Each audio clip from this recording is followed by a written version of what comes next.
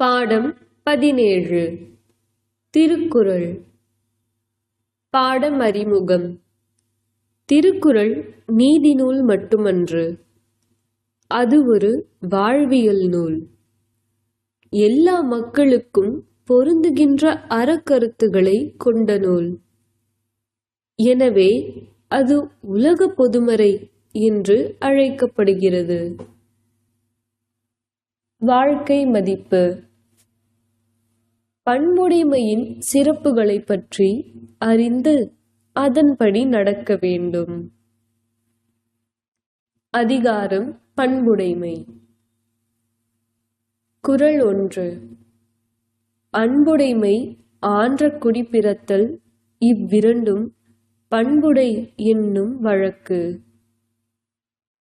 விளக்கம். அன்புடையவராக திகழ்தல், உயர்ந்த குடிப்பிறப்பு ஆகிய இவ்விரண்டும் பண்பாளரின் இயல்பாகும். அருஞ்சொற்பொருள். ஆன்ற, உயர்ந்த. குறள் 2. பண்புடையார் பட்டுண்டு உலகம் அதுவின்றேல் மண்புக்கு மாய்வது மண். விளக்கம். உலகம் பண்புடையவர்களாலேயே நிலை பெற்று இருக்கிறது. இல்லையெனில் இவ்வுலகம் மண்ணோடு மண்ணாகி போய்விடும். அருஞ்சொற்பொருள். மாய்வது, அழிவது. குறள் 3. அறம்போலும் கூர்மையரேனும் மரம்போல்வர் மக்கட்பண்பு இல்லாதவர். விளக்கம். அறம் போன்ற கூர்மையான அறிவு இருப்பினும் மக்களுக்குரிய பண்பு இல்லாதவர் ஓரறிவுடைய மரமாகவே கருதப்படுவார். அருஞ்சொற்பொருள். அறம், வாளை கூர்மையாக்கும் கருவி. குறள் 4.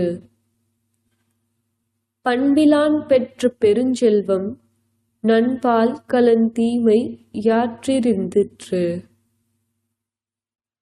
விளக்கம். பண்பில்லாதவன் பெற்ற பெருஞ்செல்வமானது நல்ல பால் பாத்திரத்தின் தன்மையால் கெட்டுப்போவதை போன்றது. அருஞ்சொற்பொருள். திரிந்தற்று, திரிவது போன்றது. இலான், இல்லாதவன். குறள் 5. நகையுள்ளும் இன்னாது இகழ்ச்சி, பகையுள்ளும் பண்புள பாடு அறிவார் மாட்டு. விளக்கம். தன்னை இகழ்தல் ஒருவருக்கு விளையாட்டின் கண்ணும் துன்பத்தை தரும். பண்பாளர்கள் பகைவர்களையும் புண்படுத்தி சிரிக்க மாட்டார்கள். அருஞ்சொற்பொருள். பகையுள்ளும், பகைவர்களையும்.